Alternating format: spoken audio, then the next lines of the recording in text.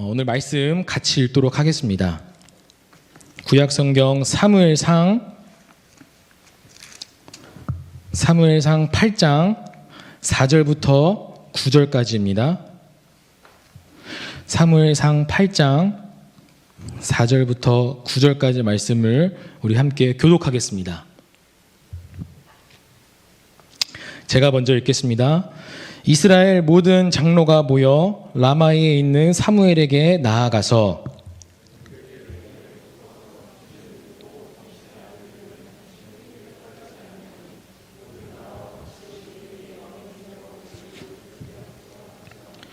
우리에게 왕을 주어 우리를 다스리게 하라 했을 때에 사무엘이 그것을 기뻐하지 아니하여 여호와께 기도하매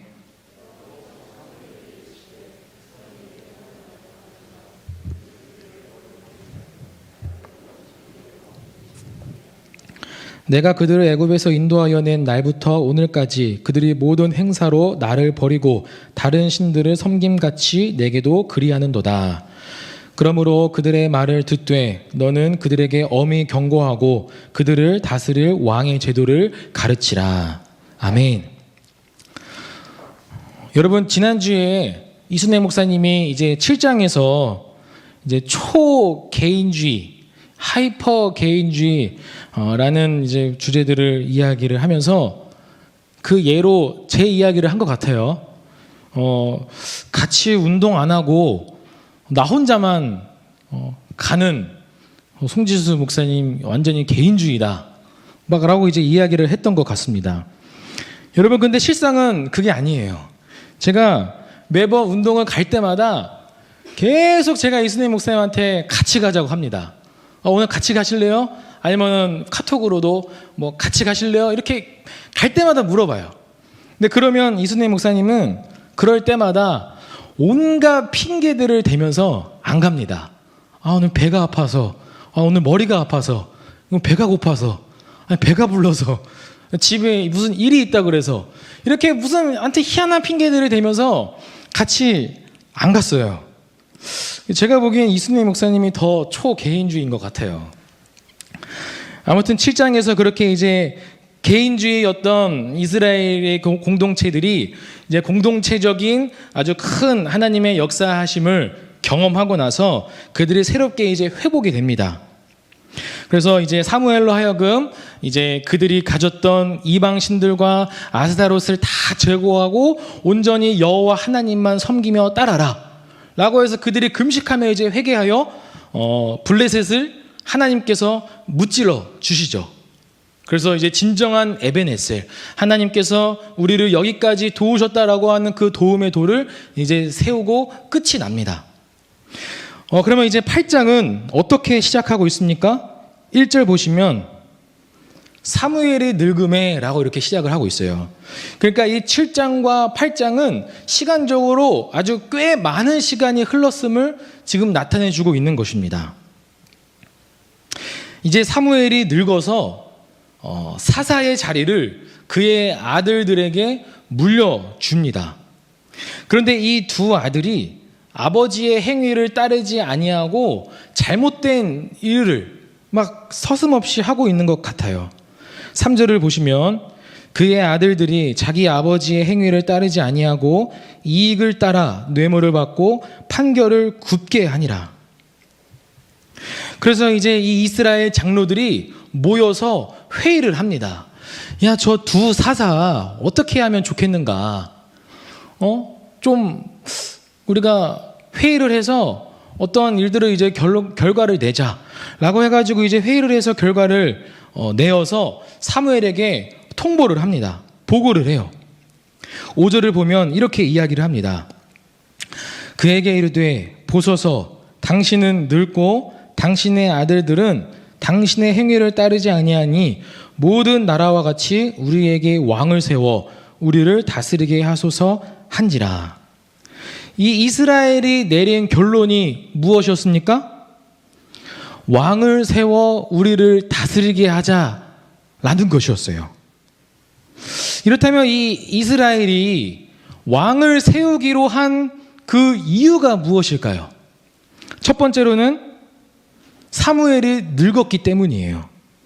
5절을 보면은 당신은 늙었다라고 이렇게 이야기를 하고 있어요. 두 번째는 뭡니까? 당신의 아들들은 당신의 행위를 따르지 아니한다 라는 것이었어요. 그래서 이 두 가지 이유 때문에 우리도 왕이 있어야 되겠다, 우리도 왕을 세워야 되겠다 라고 하는 그런 결론을 내렸던 것입니다. 그런데 사실은 이 이스라엘이 왕을 세우기로 한 그 이유가 따로 있었어요. 이 두 가지는 사실은 명목상의 이유였습니다. 실상 진짜 그들이 가지고 있었던 그 이유가 무엇이냐면 5절을 여러분 다시 한번 보세요. 그에게 이르되 보소서 당신은 늙고 당신의 아들들은 당신의 행위를 따르지 아니하니 모든 나라와 같이 우리에게 왕을 세워 우리를 다스리게 하소서 한지라. 그리고 또 20절, 여러분 20절을 한번 봅시다. 같이 읽겠습니다. 시작. 우리도 다른 나라들 같이 되어 우리의 왕이 우리를 다스리며 우리 앞에 나가서 우리의 싸움을 싸워야 할 것이니이다 하는지라. 이 이스라엘이 왕을 세우기로 한 그 결심했던 그 궁극적인 이유가 무엇이냐면 바로 모든 나라와 같이 되기 위함이었어요. 그리고 20절에는 다른 나라들 같이 되기 위함이었다는 거예요. 여러분, 이스라엘이 결정한 이 모든 나라와 같이, 다른 나라들과 같이의 여러분 이 의미가 무엇인지 아십니까? 이렇게 이야기하는 이 이야기가 하나님 앞에 정말 엄청나게 큰 범죄라는 것을 여러분 아셔야 합니다. 하나님께서 제일 듣기 싫어하는 말 중에 하나가 바로 이러한 이야기예요. 예를 들어 제가 한번 설명을 해볼게요. 제게 한 21개월 정도 되는 딸이 있어요. 이 딸이 이제 점점 자라서 이제 중고등학생 사춘기가 이제 되겠죠. 이제 중고등학생이 이제 되고 나서 엄마 아빠한테 막 이런 이야기를 하는 거예요. 엄마 아빠 나한테 해준 게 뭐가 있어? 내 옆집 친구들은 맨날 엄마 아빠가 막 이것도 사주고 저것도 사주고 뭐 해주고 해달라는 거 다 해준다는데 우리 엄마 아빠는 뭐야 도대체? 나한테 해준 게 뭐가 있어? 나 엄마 아빠 딸 안 해. 막 이렇게 이야기하는 것과 똑같다는 거예요. 여러분, 이스라엘이 모든 나라와 같이 라고 하는 이 말의 의미가 여러분 뭔지 대충 감이 오나요? 한마디로 하나님을 버리겠다는 그런 의미였어요. 여러분, 이스라엘이 어떤 나라입니까? 이스라엘은 하나님의 소유된 백성입니다. 그리고 하나님과 언약을 맺은 언약 백성이에요. 그래서 하나님께서 이스라엘을 가리켜 너희는 제사장 나라이다 라고 그렇게 말씀하신 백성이라는 거예요. 출애굽기 19장 5절 6절 읽겠습니다. 세계가 다 내게 속하였나니 너희가 내 말을 잘 듣고 내 언약을 지키면 너희는 모든 민족 중에서 내 소유가 되겠고 너희가 내게 대하여 제사장 나라가 되며 거룩한 백성이 되리라 라고 하나님께서 말씀하셨어요. 그러니까 이 이스라엘은 하나님의 거룩한 백성이고 제사장 나라였던 그런 나라였어요. 여러분, 이 제사장이라고 하는 사람이 가진 역할이 무엇인지 알죠? 하나님과 백성 사이의 그 역할을 중보하는 그런 사람이 제사장이에요. 그렇다면 더 나아가서 제사장 나라라고 하는 것은 하나님과 열방들, 다시 말하면 하나님과 모든 세계들의 그 사이에 중보자 역할을 하는 나라가 바로 이스라엘 나라였다는 거예요. 그래서 그 이스라엘 나라로 하여금 하나님께 모든 열방들을 인도하게 하는, 인도시키는 그런 아주 귀한 사명을 갖고 있는 나라가 제사장 나라, 이스라엘이라고 하는 그런 나라였다는 거예요. 그런데 이스라엘은 모든 나라와 같이 라고 하는 이 이야기는 하나님께서 선택한 백성, 그 구별된 백성, 거룩한 백성, 그리고 제사장 나라의 그 귀한 사명을 버리겠다는 거예요. 그 구별됨을 버리고 나는 세상 사람들과 세상의 나라들과 나는 똑같이 될 거다라고 하는 그런 의미라는 것입니다. 하나님은 그런 이스라엘의 불순한 의도를 아셨어요. 그래서 7절에 이렇게 하나님께서 말씀합니다. 여호와께서 사무엘에게 이르시되 백성이 내게 한 말을 다 들으라. 이는 그들이 너를 버림이 아니요 나를 버려 자기들의 왕이 되지 못하게 함이니라. 결국에는 이 모든 나라와 같이 된다는 것은 하나님을 버리는 것이었고, 선택된 하나님 백성의 신분을 버리는 것이었고, 제사장 나라의 그 귀한 사명을 버리는 것이었어요. 여러분, 그 이유가 무엇입니까? 세상 나라들을 봤을 때 좋아 보였던 거예요. 세상의 나라들은 이미 왕정 체제를 일으켜서 더 좋은 나라, 더 살기 좋은 나라, 더 뭔가 부유한 나라로 되는 것 같이 보였기 때문에 우리도 왕을 세우자라고 이렇게 주장을 했던 것 같아요. 실제로 눈에 보이는 가시적인 왕이 있었기에 더 그렇게 이야기를 했던 것 같습니다. 그런데 자신들은, 이 이스라엘은 눈에 보이지 않는 하나님을 하루하루를 믿고 의지하며 살아가려 하니까 너무나 힘든 거예요. 너무나 어려운 거예요. 때에 따라 하나님께서 알맞은 때에 비를 내려 열매를 맺게 하시고 그것으로 풍족한 어떤 삶을 이루어 나가야 하는데, 주위의 세상의 그런 체제들을 보니까 너무나 더 살기 좋은 거예요. 더 잘 먹고 더 잘 사는 것처럼 보이는 거예요. 실제로 눈에 보이는 왕이 있으니까 더 뭔가 진짜 좋아 보였던 것 같아요. 그래서 이스라엘은 세상의 나라와 같이 똑같이 우리도 왕이 있어야 되겠다라고 이야기를 했던 것입니다. 사랑하는 청년 여러분, 우리들의 모습은 어떠합니까?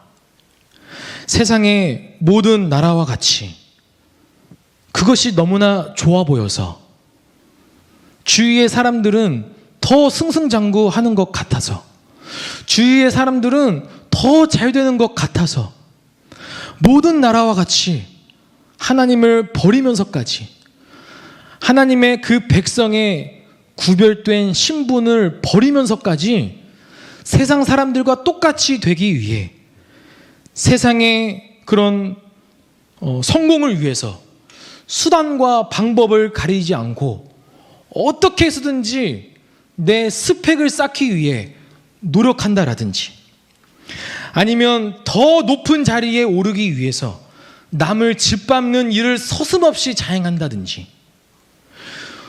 돈을 더 잘 벌기 위해서, 더 많은 돈을 벌기 위해서 합법적인 것이 아니라 불법적인 일을 해도 얼마든지 상관없다는 식의 생각과 그런 행동들을 일삼으며 살고 있지는 않은지, 여러분, 우리 자신을 되돌아보기를 바랍니다. 하나님은 하나님을 버리면서까지, 하나님의 백성의 그 구별된 신분을 버리면서까지 모든 나라와 똑같이 되기를 원하는 그 사람들의 생각과 마음과 행동들을 하나님은 제일 싫어하세요. 아까 예로 들었지만 저의 아기가 나중에 커서 나 엄마 아빠 따라 안 해 라고 이야기하면, 여러분, 제가 가만히 있겠습니까? 다리 몽둥이를 그냥 분질러 놓겠죠. 여러분, 하나님도 마찬가지로 나 하나님 버릴 거야, 하나님은 우리의 왕 아니야, 나 세상 사람들과 똑같이 될 거야 라고 이야기하는 말의 이야기를 듣고 하나님께서 가만히 있으시겠습니까? 그래서 하나님은 마지막으로 한 번 더 기회를 주세요. 그 기회가 뭐냐면 사무엘에게 왕의 제도를 가르쳐라 라고 말씀하셨어요. 내가 왕의 제도를 이제 이스라엘 백성들에게 가르칠 테니까 그 왕의 제도를 듣고도 과연 여전히 이스라엘이 왕을 구하나 구하지 않나 한번 보기 위함이었어요. 그래서 10절부터 17절까지가 왕의 제도입니다. 앞으로 왕을 세우면 앞으로 왕은 이러이러한 일들을 이제 할 것이다 라고 하는 것들을 쭉 설명을 하고 있는 부분이에요. 그래서 10절부터 보면 첫 번째로는 다 읽지는 않겠지만 제가 간략하게 말씀을 드릴게요. 왕이 너의 아들들을 데려다가 그의 병거와 말을 어거하게 하리니 그들이 그 병거 앞에서 달릴 거래요. 그래서 그 아들들을 종으로 삼는다는 거예요. 너희의 아들들을 종으로 삼을 것이다. 또 두 번째로 12장에 또 너희의 아들들을 1000부장과 50부장을 삼을 것이며 자기 밭을 갈게 하고 자기 추수를 하게 할 것이며 자기 무기와 병거의 장비도 만들게 할 것이며 아주 그냥 심한 노역을 시킬 거라는 거예요. 또 13절에 그가 또 너희의 딸들을 데려다가 향료 만드는 자와 요리하는 자와 떡 굽는 자로 삼을 것이며 심지어 너희들의 딸들을 데려다가 그 딸들도 지금 종으로 삼을 거라는 거예요. 여러분 여기서 이 향료 만드는 자는 성경에서 이 부분을 아주 의역을 해서 그렇지 여러분 이것을 원문을 보면은 창녀 몸을 파는 그런 사람으로 만들겠다는 거예요. 너희의 딸들을. 또 14절에 그가 왕이 또 너희의 밭과 포도원과 감람원에서 제일 좋은 것을 가져다가 자기의 신하들에게 줄 것이며 그가 또 너희의 곡식과 포도원 소산의 11조를 거두어 자기의 관리와 신하에게 줄 것이며 그가 또 너희의 노비와 가장 아름다운 소년과 나귀들을 끌어다가 자기 일을 시킬 것이며 너희의 양떼의 10분의 1을 거두어 가리니 너희가 그의 종이 될 것이라. 이처럼 쭉 왕의 제도들을 일일이 다 열거해요. 말씀합니다. 그런데도 이 이스라엘 백성들이 뭐라고 이야기합니까? 18절에 그날에 너희는 너희가 택한 왕으로 말미암아 부르짖되 그날에 여호와께서 너희에게 응답하지 아니하시리라 하니 19절 백성이 사무엘의 말 듣기를 거절하여 이르되 아니로소이다 우리도 우리 왕이 있어야 하리니 라고 끝까지 지금 이스라엘이 고집을 피우는 거예요. 여러분 이 왕의 제도는 처음부터 끝까지 죄다 이스라엘에게 부정적인 거예요.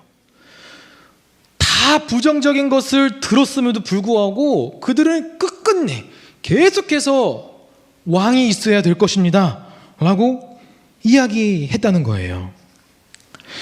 여러분 저는 이 부분을 이제 말씀을 계속해서 묵상하면서 한 가지 이상한 점을 발견했어요. 그것은 무엇이냐면 이제 이 왕의 제도를 쭉 들으면서 하나님은 이 이스라엘을 가리켜 왕의 종이 될 거다. 계속해서 누차 왕의 종이 될 거라고 이야기를 합니다. 그런데 이스라엘 백성들은 뭐라고 이야기합니까? 상관없대요. 그럼에도 왕이 있어야 되겠대요. 여러분 이 말씀을 계속 되뇌이면서 이상한 점을 저는 생각을 했어요. 그것이 무엇이냐면 이스라엘은 하나님의 종이 되는 것보다 사람의 종이 되기를 더 원했다는 거예요.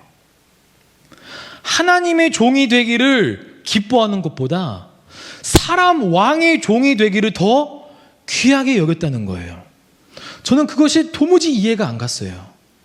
하나님의 종으로 살면서 하나님 안에 살면서 주어지는 그 큰 자유와 큰 기쁨과 큰 만족이 있었을 텐데 왜 그럼에도 그들은 하나님의 종이 되기를 원하기보다 이처럼 부정적인 것들이 가득했음에도 불구하고 왜 사람 왕의 종이 되기를 더 원했는가 하는 것들을 계속해서 생각하게 되었습니다.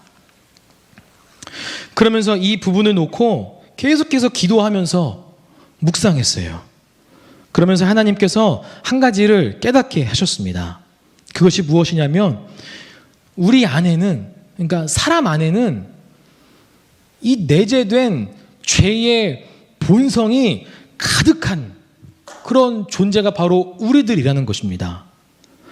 비록 하나님의 백성이라고 하는 그런 신분임에도 불구하고 사람들은 이 땅 가운데 살면서는 여전히 그 안에 내재된 죄의 본성이 자리 잡고 있기 때문이라는 거예요. 즉 내재된 죄의 본성, 겉사람. 성경은 이를 겉사람이라고 이야기를 합니다. 겉사람은 늘 끊임없이 하나님을 대적하고 늘 끊임없이 하나님을 버리려 하고 늘 끊임없이 하나님의 종이 되기를 원하기보다 세상의 모든 나라와 같이 되기를 원하는 그 습성을 가지고 있는 것이 바로 겉사람, 우리 안에 내재된 죄의 본성이라는 거예요. 그러면서 하나님께서 제 자신을 보게 하셨어요. 저를 보게 하셨어요.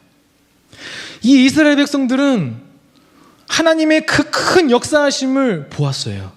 그 큰 역사하심으로 말미암아 그 큰 군대 블레셋을 무찌르는 것을 다 경험했습니다. 하나님과의 관계가 회복되었던 것을 다 경험했어요. 그런데 그런 이스라엘이 하나님을 버리려 하고 하나님을 대적하고 하나님의 종이 되기보다 사람 왕의 종이 되기를 더 원했던 그 이스라엘이 바로 나 자신이라는 것을 하나님께서 보게 하셨어요.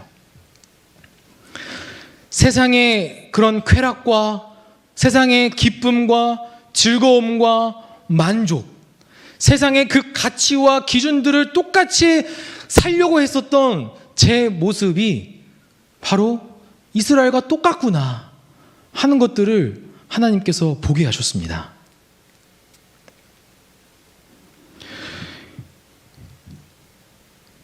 이 본문들을 통해서 하나님께서 우리들에게 말씀하시는 것은 바로 이 이스라엘로 하여금 나 자신을 보게 하신다는 거예요. 이 이스라엘이 바로 우리 자신입니다. 우리 자신도 여전히 내재된 그 죄의 본성, 겉사람으로 말미암아 우리는 여전히 끊임없이 하나님을 대적하려 하고 하나님을 버리려 하고 하나님의 종이 되기를 원하는 것보다 세상 사람들과 똑같이 되기를 원하는, 세상으로 계속해서 돌아가려고 하는 그런 습성을 가진 그 존재가 바로 우리 자신, 나라는 것을 여러분 깨닫게 되기를 바랍니다. 그렇다면 이 부분들에서 몇 가지의 질문들이 우리에게 주어집니다. 그것은 무엇이냐면, 이 여전히 내재된 죄의 본성을 가지며 여전히 실패하며 늘 날마다 넘어지며 무너지며 살아갈 수밖에 없는가? 진정한 참 자유란 없는가? 예수님을 믿고 구원받아 교회를 다니면서도 끊임없이 하나님을 버리려고 하고 하나님을 대적하고 세상으로 돌아가려고 하는 그 습성을 그냥 가만히 내버려 두어야 하는가? 이런 자신의 내 모습을 보면서 내가 정말 구원받은 사람이 맞는가 하는 그런 몇 가지의 질문들이 따라오게 됩니다. 이러한 질문들이 요즘 청년들이 가지고 있는 그런 생각과 고민들인 것 같아요. 왜냐하면 제가 그랬기 때문입니다. 여러분, 이 질문들에 대해서 한 가지의 답을 제가 말씀해 드리고자 합니다. 여러분, 우리는 예수님을 믿고 구원받아 새로운 피조물이 된 새 사람입니다. 아멘이십니까? 여러분, 우리는 새 사람이에요. 성경은 이를 가리켜 속사람이라고 말씀합니다. 우리 안에 내재된 죄의 본성, 우리의 겉사람, 이것을 죽이려면, 이것을 계속해서 누르려면 속사람을 강하게 하는 방법밖에 없어요. 즉 새로운 사람, 새 사람의 습성을 강하게 하는 방법밖에 없다는 거예요. 여러분, 에베소서 3장 16절 말씀에 이렇게 말씀합니다. 그의 영광의 풍성함을 따라 그의 성령으로 말미암아 너희 속사람을 능력으로 강건하게 하시오며. 우리의 속사람이 강건하게 되는 것이 무엇입니까? 성령으로 말미암아라고 말씀해요. 여러분, 우리의 속사람이 강건케 되는 것은 오직 성령으로 말미암을 때입니다. 그래서 날마다 우리의 속사람이 강하여지면 우리의 겉사람은 낡아지고 우리의 속사람은 계속 강건하게 되어지는 것입니다. 고린도 후서 4장 16절에 이렇게 말씀해요. 그러므로 우리가 낙심하지 아니하노니 우리의 겉사람은 낡아지나 우리의 속사람은 날로 새로워지도다. 아멘. 여러분, 우리의 속사람이 강건하게 되는 것은 오직 성령으로 말미암은 것인데, 성령으로 말미암아 우리의 속사람이 강건해지기 위해서는 우리 안에 계신 예수님과 그 친밀함이 회복되어질 때예요. 우리 안에 계신 예수님과 함께 날마다 교제하고 예수님과 연합하여서 교통함이 있을 때, 그럴 때 우리의 속사람이 강건해지게 된다는 것입니다. 여러분, 우리의 마음의 문을 열어서 예수님께서 우리의 마음에 찾아오셔서 예수님과 함께 교통과 교제와 신비적인 그런 연합이 이루어질 때 우리의 속사람이 강건해지게 된다는 거예요. 그렇게 우리의 속사람이 강건해지게 되면 저절로 우리 안에 내재된 그 죄의 본성, 겉사람은 죽어지는 거예요. 그렇게 죽어지게 되면 끊임없이 하나님을 대적하려 하고 버리려 하고 하나님의 종이 되기를 거부하는 그러한 본성들은 죽어지고 하나님 안에서 진정으로 참 자유를 누리는, 정말 세상에 줄 수 없는 그 기쁨과 즐거움을 온전히 누리며 살 수 있게 된다는 것입니다. 여러분, 여러분이 살아가는 그런 개인적인 삶 속에서 예수님과 함께 지내는 것, 예수님과 함께 동행하는 것, 여러분, 그렇게 어렵지 않아요. 어려운 것이 아닙니다. 여러분이 직장에서, 여러분이 캠퍼스에서, 여러분이 살아가는 그 삶 속에서 예수님과 함께 동행하며 예수님과 함께 교제하는 것은 너무나 쉬워요. 그것이 무엇이냐면 그냥 늘 주님을 묵상하고 늘 주님을 의식하고 내 안에 계신 예수님이 계시니까 대화하듯이 예수님께 말하고, 그러다 보면 예수님께서 나에게 말씀하시는 그 음성을 들으며 자유롭게 교제가 이루어지는 거예요. 예수님과의 교제가 그냥 따로 딱 시간을 내어서 골방에 들어가 무릎 꿇고 기도하는 것만이 예수님과의 교제가 아니라 임마누엘이신 하나님, 내가 항상 어디에든지 날마다 나와 함께 하시는 예수님 내 안에 계시기 때문에 어디에 있든지 무엇을 하든지 간에 주님과 동행하며 주님의 음성을 들으며 주님의 뜻대로 살아갈 수 있게 된다는 거예요. 이것이 예수님과의 연합이고 이것이 예수님과의 친밀함이고 이것이 예수님과의 교제입니다. 여러분, 그 친밀함을 회복하기를 바라요. 그 친밀함을 회복했을 때 우리의 속사람이 강하여지고, 그러다 보면 하나님 안에서 그 자유함, 하나님의 종으로 살 때에 진정한 큰 기쁨과 즐거움을 여러분 깊이 누리게 될 것입니다. 여러분, 우리가 지금 코로나로 너무나 힘든 시간을 보내고 있지만 한 가지 절대 분명하게 놓쳐서 안 되는 것은 신앙생활의 본질인 예수님과의 그 교제, 예수님과의 친밀함, 여러분, 이것을 절대 놓치지 말기를 바랍니다. 마귀는 어떻게 해서든지 하나님과의 관계를 끊어내기 위해서 오히려 그 코로나로 우리를 공격할 수도 있어요. 하나님과의 관계를 멀어뜨리게 하기 위해서, 영적인 침체를 일으켜서 하나님과 친밀함을 누리지 못하도록 오히려 더 이것으로 교묘하게 공격할 수도 있다는 것입니다. 그래서 여러분, 우리가 분명하게 놓쳐서 안 되는 것은 이 신앙생활의 본질인 예수님과의 친밀함, 예수님과의 그 연합됨, 예수님과의 교제를 여러분 회복하시기를 바라요. 그렇게 회복되었을 때 진정한 참 자유와 기쁨과 즐거움을 온전히 다 누리는 우리 청년들이 되기를 예수님의 이름으로 축복합니다. 말씀을 맺겠습니다. 여러분, 저는 TV를 자주 보지는 않습니다. 주말에만 그냥 가끔씩 이제 보는데 8월 중이었던 것 같아요. 이제 주일날 모든 교회 사역을 다 마치고 이제 집에 가서 이제 저녁으로 이제 치킨을 시켜 먹으려고 치킨을 시켜 놓고 이제 TV를 이제 보게 되었어요. 그래서 그날 그 시간에 이제 방영하는 집사부 일체라고 하는 그런 프로그램을 보았습니다. 치킨을 먹으면서요. 그날은 이제 게스트로 최연미 복싱 세계 챔피언이 나온 때였던 것 같아요. 이 최연미 이 복싱 세계 챔피언은 이제 북한에서 탈북한 그런 여성이었어요.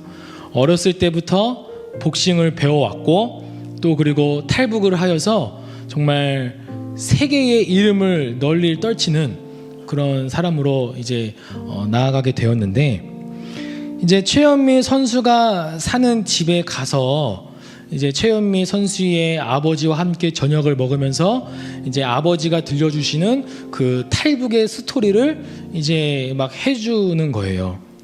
그래서 그 이야기를 하면서 이제 그 아버지가 이런 이야기를 하더라고요. 그 아버지는 사실 이제 북한의 고위층 관료였어요. 그래서 사실 탈북하지 않아도 북한에서 얼마든지 잘 먹고 잘 살 수 있었다는 거예요. 그런데 탈북을 결심하게 된 그 계기가 뭐였냐면 내 자녀들에게 자유를 주려고 했다는 거예요. 세상 사람들과 같이 잘 먹고 잘 사는 것보다도 우리 자녀들에게 자유를 주려고 탈북을 결심했다는 거예요. 근데 그런 이야기를 하면서 치킨을 먹다가 눈물이 나는 거예요. 울었어요. 치킨을 먹다가. 하나님께서 저에게 말씀하시는 것만 같았어요. 지수야, 내가 너에게 자유를 주기 위해서 내가 정말 사랑하는 독생자 예수 그리스도를 내주었다. 이런 마음을 주시더라고요.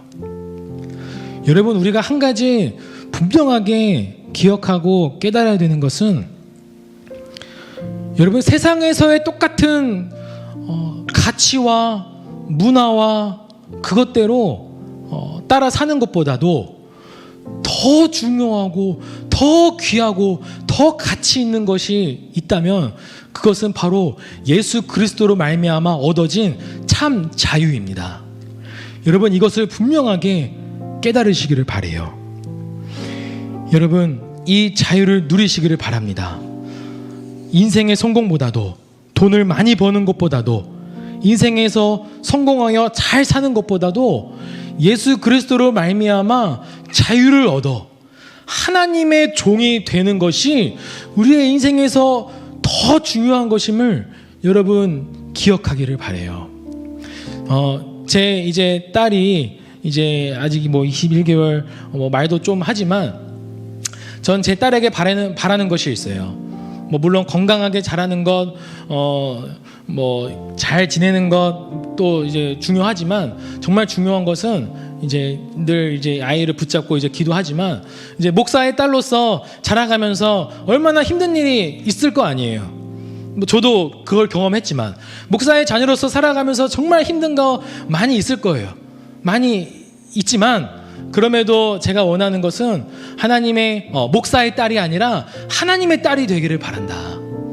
목사의 딸이 아니라 너는 하나님의 딸이다 라고 하는 것을 항상 늘 기도해 주고 있어요. 여러분, 우리는 하나님의 자녀입니다.